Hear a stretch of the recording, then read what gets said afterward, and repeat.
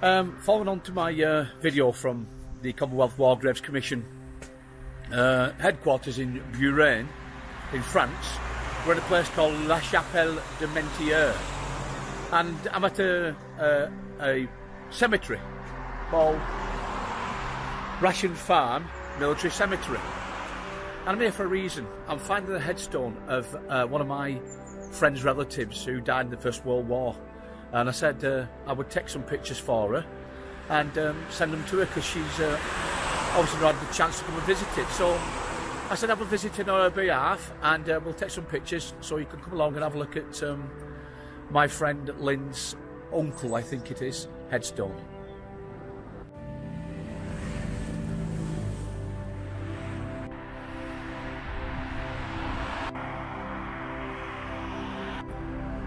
Usually on each cemetery, on the inside normally, it depends where it may be, on the entrance it usually have as this map here, and it gives you an explanation of the War of the Western Front 1914-18, and it tells you roughly what went on in that period of time.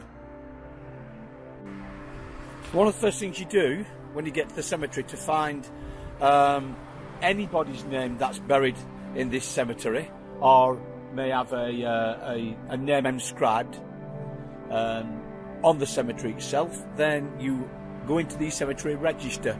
It has two books in here, I'll show you.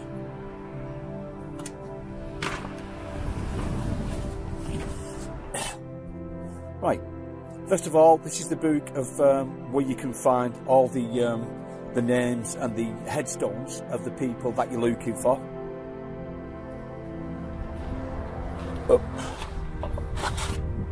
And secondly, you get a visitor's book so you can sign it, which we will sign it later on when I've found the headstone. So Lynn has kindly sent me some information regarding where the cemetery is, and all I need to do now is find out exactly where his headstone is via the book. So I'll find his name, Corporal William Woodcock. That's when he died, age 19. That's how young these poor men were. Then it gives the Sons of E. Woodcock, Parkview Mill Lane, Newley Willows, which is a few miles from where I live, and the late Mr. J.H. Woodcock. Commonwealth War Graves Commission, and that's telling you where to find as well. The cemetery, I think it is, that bit. Down here, information about the cemetery, and that's usually where it is. It's usually row 3, B5. Let's have a look. So on the front of the cemetery register, we've come across this page, which is obviously the layout, and all these books have this layout as well, so you can find them. So we need section 3, so there's section 3, it's in row B, so we need to look at row B. Now, how we can find that out, we can reference it from the Great Cross, which we'll show in a minute, with a war stone. So if we walk up there, or we walk up there, if we walk up there and walk back down, we'll find it. We'll find it down there anyway. So there's the cross. Let's swing it round where Sharon is. There's the plinth, which all these Commonwealth War Graves cemeteries have. Let's find section 3, row B5. So you can see it says B3, but B is the main one you want to look for. That's B. If you look over here, that says C. Look over here, that says D. Now we need to go back to B, sorry. So we're back at row B, section 3. So let's count these now. 1, 2, 3, 4, 5. So it's section 3, row B, number 5 up, and there's William's headstone. And France has had the past week or two has had a heat wave, hence the grass is all scorched. Now at some point, and down there as well, where it's missing, at some point the Commonwealth War Graves Commission will come along and fix all this. So it's just like pristine. They'll cut all the grass as you can see how clean and tidy it is. Beautiful. Some of these flowers are laid down, I think, by the Commonwealth War Graves Commission, and some will probably be put there by the relatives.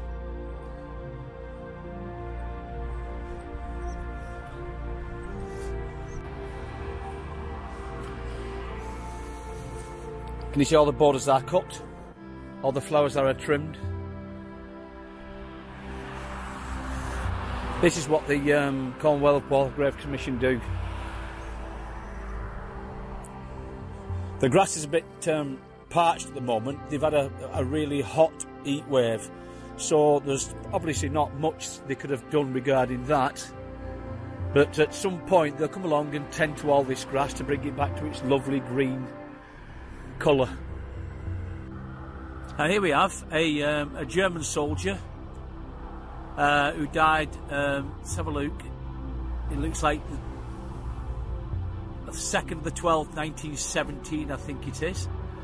And he's buried here as well in the Commonwealth War Graves Cemetery. And they will no doubt look after this grave as well.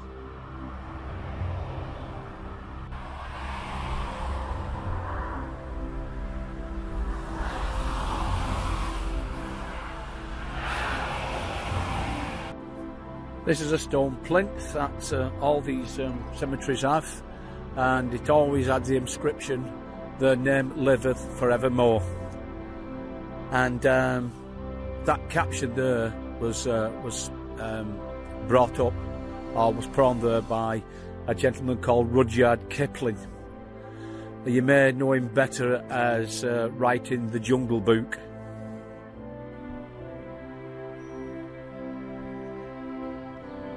There is 7 headstones here against this wall, and they're here for a reason.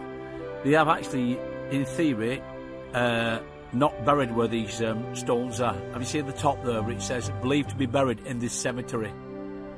So somewhere in this cemetery they will be buried, but they don't exactly know where. This one that I just showed you then about the 7 headstones there. That usually happens when they say "believed to be buried in this cemetery." Sometimes when they're temporarily buried during battle, and they have their little wooden crosses on top with the marking of who they are. If the battle's raging on and it gets shelled, it's usually shelling, and it blows that temporary graveyard up, then the bones get scattered again. So they don't lose his ooze. And until the battle's over with, and they can bury all these soldiers in these graves here that they know are actually,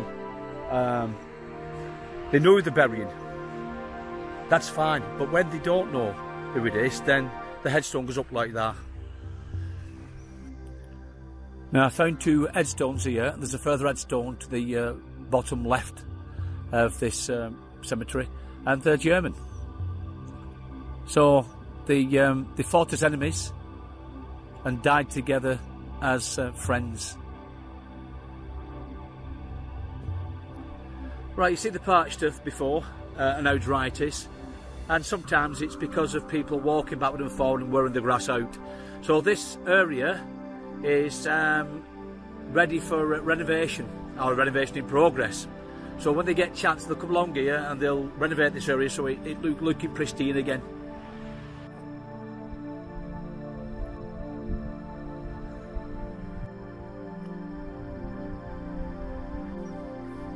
And that's how you find the headstone of a loved one, or maybe a friend who's passed away, or a relative of a friend like I've just done, or you just want to look up somebody that you want to, you know, maybe you want to come and visit somebody that you know, or I should say somebody knows about it, and you want to come and have a look at the grave of where this person's been buried. Or if he's not been buried, like at the Menning Gate, Teakfall, and Vimy Ridge on the memorials there, they've got the engraving of the soldiers that fought there that have no known grave. And I know Menning Gate has something like 55,000 names on that monument of people who have no known grave. Right, I'm going to sign the visitor's book, because I've been, and I'm going to sign it on behalf of myself and Sharon, and Lynn and Dave, her husband. On the book up, and it's got a little clip in here. It's a bit of advertising, but that's nothing wrong with that, I think. Lost Sons of Walheath in Kingsmanford. So it's telling you about the 108 men.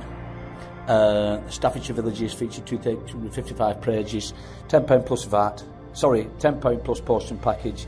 And there's the, if you want to know a bit more. I like stuff like this because sometimes you don't know, and when historians do books like this, at least you can have a look and you get more of an insight into what happened. Visitor book also has information about the head office. That's in England. And then you've got an office in Lieper, which is Ypres, Wipers, whatever you want to call it. Belgium, which I'll show you later on. And then Buran is where we went the other day, or the other time. And that's there, so you've got all that. You've got some contact numbers if you need it, casualty inquiries. So it's quite a bit of information in these, and there's the actual Commonwealth War Graves Commission website. Okay, I've signed the register. I've just covered up the top bit because obviously it's personal to other people, and I've signed it on behalf of Lynn and David. Lynn, I think, is William's niece. The book also tells you about different things what happened as well. Historical notes telling you when the was set up and where it was behind the enemy line, was a kilometre behind, and what happened here. And then it looks like different soldiers from different parts of the battle around Amateur was brought here, and they were buried together. And that's obviously a time scale of whenever the first battle started to obviously the end of the war. So you can see this little section as well, which tells you about who's buried in this cemetery.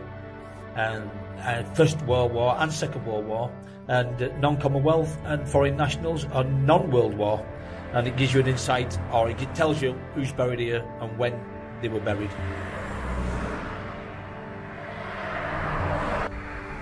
Well, I hope you liked the video on one of the war cemeteries and how to find a fallen soldier. And if you've never been to a cemetery before, I do advise you to come along and have a look at it. Hopefully it's pointed out a few things that you may need when you get here, so you can find whoever you're looking for, and hopefully it's of some information to you, maybe some comfort to you. I hope I'll see you on the next video, and I'll see you again, lest we forget.